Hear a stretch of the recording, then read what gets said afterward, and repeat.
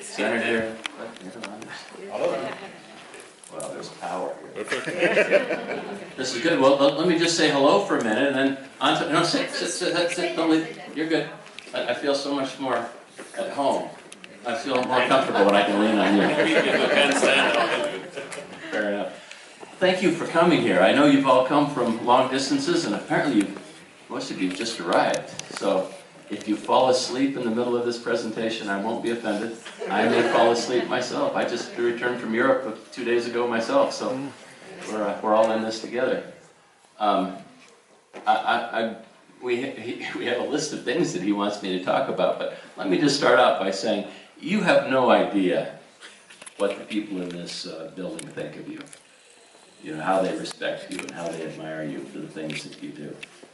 Thank you for the hard work you do in carrying the brand out to the nations of the world. We're very excited about what we feel are really important things that we're doing around here, things that can change individual lives. Our new CEO, Rich Wood, what's his name? Rich Wood. He doesn't even apologize for it. He says out loud to anyone who will listen that we're about the business of changing the world. And so we can't do that in this theater or in these offices here. In order to do that, we need reach. And you are that reach, and so thank you. We are so proud to have you be part of this family that is telling the Nu Skin story to other people and involving them in the good things that we're doing. And you'll never really fully understand how we admire and love and respect you. So thank you for all of that. So now, having said all that, let's talk about Nu Skin. I think my first question was. I'll hide it for you so you cannot see. What's about just where did this company come from? What was the founding story? Yeah, why? Because we was here for 23 years ago, and what helped us make the big decision, that was we was on the 9th floor with all our friends, and Blake make the clown, and Stephen make the organization, but he's a lawyer guy. And he served us lunch. So I said, I have never seen a top guy like this be so humble and helped us. So I've never heard it quite described like that. Blake was the clown, and Steve was the organization. The first class is true. Blake is the clown, but he's also the organization. Okay, sorry about this, but this was one of for us. Oh my God. A bad thing, but this was very important for us to understand who is the company. So what was your founding story, you and Blake, and when you started you was young, on an age where the brain was able to focus so far to get Nu Skin so big. You had some ideas together. Yeah, well, let me just tell that story quickly. This is a college story. Blake and I became friends. You probably ask yourself as you get on planes and fly and drive and stuff, and you end up in Provo, Utah, this little provincial town in the middle of nowhere. Why here? In this place, it's because this is a university community here. There are two colleges here. Brigham Young University and Utah Valley University. Utah Valley University today is the largest university in the state of Utah. Bigger than the University of Utah, bigger than Utah State. Over 40,000 students there. BYU has about 30,000, 32,000 students, I think. So in combination, this whole town has 70 or 80,000 students or more, because there's some smaller colleges around too. 80, 90,000. Young people going to school, and this is what brought us here. We were both Californians. I came from Northern California, Blake came from Southern California. We lived in the same neighborhood and became friends at college. He was studying finance, business finance, and I was in law school. And we graduated about the same time, and he came to see me about, he's an entrepreneur, and he had some ideas about wanting to do business. He says, I think we could be good partners. I could bring the finance, I do. He says, we'd be a good team. You do words, I do numbers. So, you know, it's a division of labor thing. And so we started looking at some business opportunities. And I was working for a law firm. I had a family, I had a wife, I had children. He did too. He was married, he had a wife. So he was working for my law firm, interestingly, serving legal papers on people. He would come in and pick up a stack of summonses and so forth, and he'd go out at night. He was the best process server in the history of law, I think.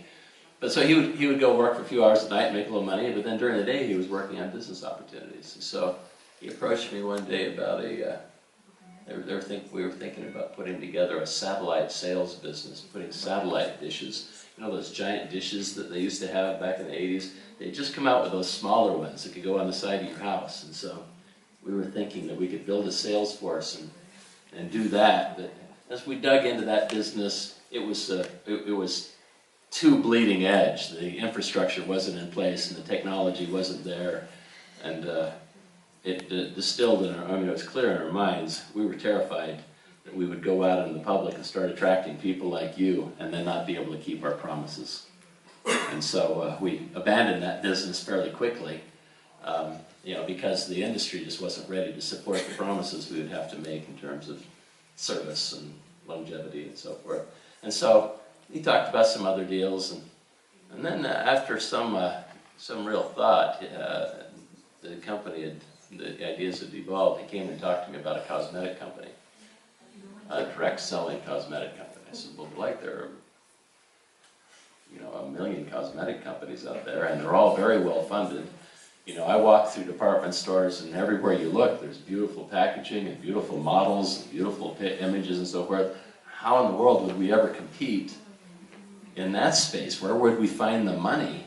It would take tens of millions of dollars to make a splash in that very crowded red water of cosmetics. And he said, well, because we're not going to raise millions of dollars. We're building a great product that is innovative. You know, my sister Nedra is a skincare buff, and we all knew Nedra and love her. She's a very eclectic personality, but she was just a vigilant student of cosmetics, where she was reading the popular press about what was new and the latest and greatest that was going on, and she was finding that there were a lot of ingredients that were coming from medical science, you know, pharmaceutical science, into the cosmetic area that had been used long enough in pharmaceuticals to have a solid track record where they knew they were effective and they knew they were safe and didn't have any negative properties to them, and so they started to appear on the GRAS list. It's an American nomenclature, generally regarded as safe list. So these biologics, or these chemical substances like hyaluronic acid that had been used for many years in eye surgeries. It's a powerful humectant that would go on in kind of a gel form. They put it in your eye when they were doing eye surgeries to keep your eye from drying out during eye surgeries. Well, it's a substance that your body makes naturally, and it shows up on the GRAS list. And so a few companies started putting a little hyaluronic acid in their product and putting it in big letters. Sodium PCA, NAPCA, was another one of these powerful ingredients that had you know, wonderful properties.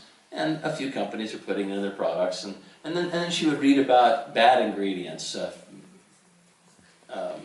preservative systems that, you know, would allow the product to sit on the dashboard of your car for 7 years and never degrade, but it also would make your skin dry out and wrinkle. And so there were some preservatives that, you know, she determined she didn't want to put on her face, so she found herself standing at counters at department stores looking at bottles of products. Instead of looking at the beautiful front and the labeling and the models and so forth, she wanted to know what was in the bottles. So she started reading them, looking for these ingredients that she was reading about. She'd develop a list of all the good things that, you know, the latest and greatest and most forward-looking ingredients that were making their way into cosmetic science. And also she had an ugly list, you know, the bad stuff that was showing up, the emollients that they would put in these products. It was basically WD-40, if you know what that is, you know, that would give the product at that point of sale a beautiful glide that would go on your skin. disappear into your skin quickly and created this wonderful point of purchase experience. But in fact, the ingredients weren't good for your skin. And so she didn't care about the glide of the product, she cared about the efficacy of what was going on. So she had a list that came to be known in our culture as the all of the good and none of the bad list. And so she approached Blake about, we should build a company. There's nobody out there that's really focused on high-tech products that are really looking at the full scope of science that is being brought to bear in cosmetics. What if we developed a product that had all of these good things and none of these bad things? It'd probably be really expensive, but I would buy it, and I think other people would too, who really care about the health of their skin. And so Blake thought at first, well, you're my crazy sister, so I'm not going to believe any of that. But he had studied business, and so he went about doing the research, and he discovered it was true. There wasn't anybody out there that was doing this. And it was a large space. We were going into, a huge market. It made sense that if we could actually take a company into the world of innovation, we would have something remarkable to talk to the market about. So how are we going to sell this stuff? I knew enough at that point in time to know that Estee Lauder and Clinique and all the other great cosmetic companies out there would actually buy space in department stores in order to create a presence. How are we going to afford to do that? He said, we're not going to do that because it wouldn't work there. The product we're creating will be a little bit more expensive to create than these other companies because of all these expensive ingredients. And yet if we put them alongside of all of those products in a department store, nobody's going to buy them because we can't afford to make the packaging beautiful. We can't afford beautiful models to sell our stuff. What we need to do is get people not to look at the labels, but to look at the ingredient panel in our products. And once somebody sits down with them and explains why these products are different and better than the product that's in their bathroom or in their purse, then they'll never want to go back. They'll use these products forever. And so we're going to sell these through personal one-on-one selling, through direct selling. He says, when you go to a movie, are you more likely to go out to a movie because you read an article in the news, or read an ad in the newspaper about it? They used to have newspapers. You young people won't know what that is. They used to print stuff on. Anyway, because you saw an ad in a magazine or on a billboard, or because your friend told you, gee, I just went to this movie last night, it was hilarious and you should go see it too. You're more likely to trust your friend. And so if your friend says to you, if you see your friend and you say to them, wow, you look great, what are you doing? And they say, well, I've been using this new product, then they're going to want to try that product too. And so we're going to use direct selling to create a trial scenario and duplicate it 1 billion times. Where we're going to give people an opportunity to do what they do at that counter down at Nordstrom's or whatever department store you happen to be at in Spain or wherever.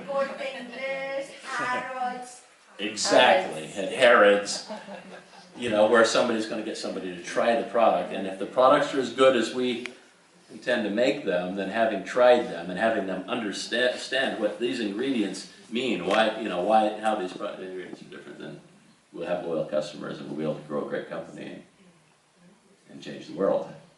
We didn't use that vocabulary exactly then. I believe what we were thinking was, and we'll be able to make a living, support our families and so forth.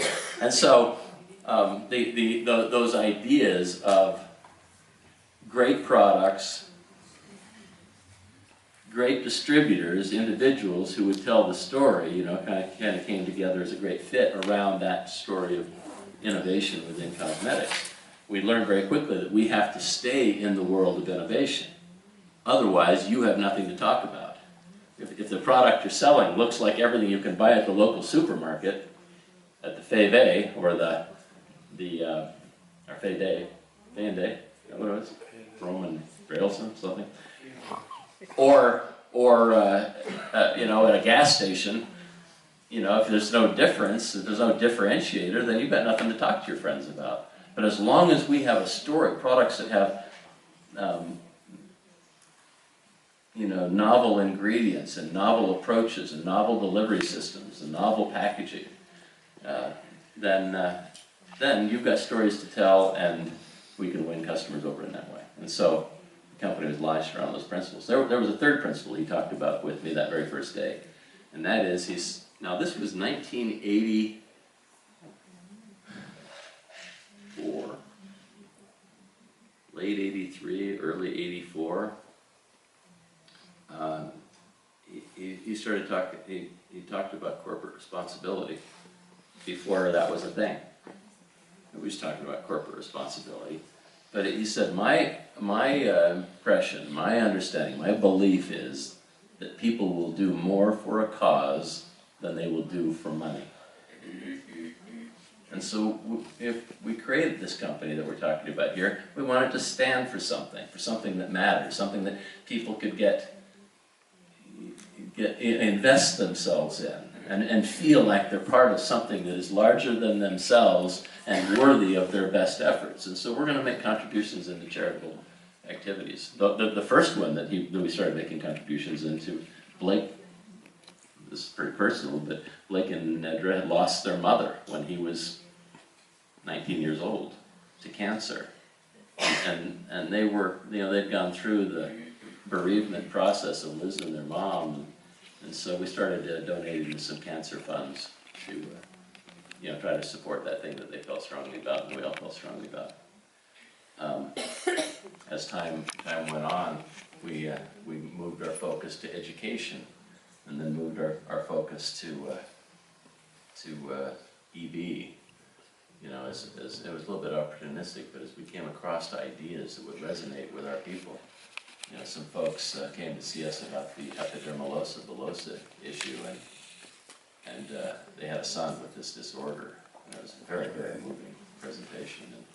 And basically their pitch was, this is a solvable problem, but you're aware of the disorder, I'm sure. This is the most horrible childhood disease where they're missing a gene that connects their outer skin to their inner skin. And so their skin breaks down into open sores and infections, and usually they don't live very long because of the ramifications of that problem. And yet folks at Stanford think they could solve the problem if they just had time and money. But because so few people suffer from this disorder, no pharma company is going to come in and invest millions of dollars to try to find an answer to this. It's going to have to be, people of goodwill who have taken it upon themselves. And so our proposal is, you are a force for good company. You intend to do good in the world. You're a skincare company. If you're going to do good in the world, why not do it in the area of skin? And if you're going to take on skin problems, why don't you attack the worst one?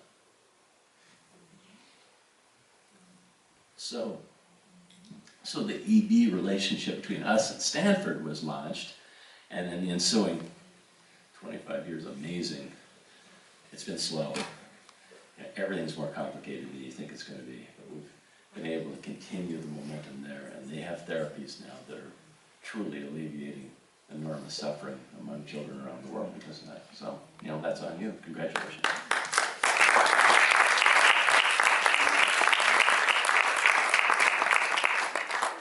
I've kind of lost my thread here as I ramble along. I don't want to get off track. So am I finished? Is that the founding story? Anything about me missing? That was really good. This was not exactly this, but it was very Not what you were supposed to say, but that's why we love you.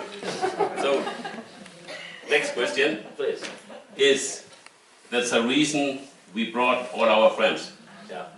One of them is we have a beautiful company, and we are convinced we can turn this into 100 times bigger.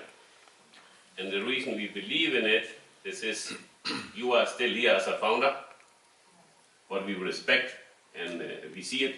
You have a new management who have so much power. We saw them yesterday. And the words, what makes me and what I communicate to all our friends is, we have a completely strong company, but who have been able to change itself. And we have some words in there. I saw you on Facebook together with Blake. I saw you hold this old iPhone. and that is words like technology, platform. How do you see this as a founder from a skincare company, and where are we going? Is it too many things at one time? You know, I'm just going to answer the question that I want to answer anyway. But let me let me try to approach that. You know, you're right. One of the secrets to success is as markets change and opportunities change, companies have to be able to reinvent themselves. If we don't disrupt ourselves, someone else will disrupt us and replace us. And so through the years, you know, part of the, you know, let me say what Blake always says at this on this subject that is really true. You know, Blake always says there are no geniuses here, but there is a collective genius between you and us that allows us to see around corners sometimes, and that we've been able to benefit from that again and again is a beautiful thing. And so that skincare company, before very many years went by, we saw that we were attracting a lot of men into the room because they were interested in the business opportunity alongside of women who naturally are more interested in personal care products. But the men wouldn't stick. They just couldn't. To them, skincare was soap on a rope and a toothbrush. You know, that's about as far as it went. And so, you know, it just wasn't where their passions were. And so we wanted our business opportunity to truly be economical, you know, available to everybody. And so we moved into human nutrition as well. And the bridge was, you know, we're about making people look and feel better through cosmetics, but you can't build good skin in a bad factory. And so by improving the healthfulness of your body, we can improve the way that your hair, skin, nails look and feel, and the healthfulness of those things. Your skin is the largest organ in your body. It wouldn't be bad to work on the other organs while we were at it. And so we sort of reinvented ourselves from being a cosmetic company to being a health company, a health products company. And the original brand, this is always kind of, this may not mean as much to you because it's an American double entendre, but it was, we called ourselves Interior Design Nutritionals. Beauty from the inside out. So we're building beauty from the inside out through our nutrition products.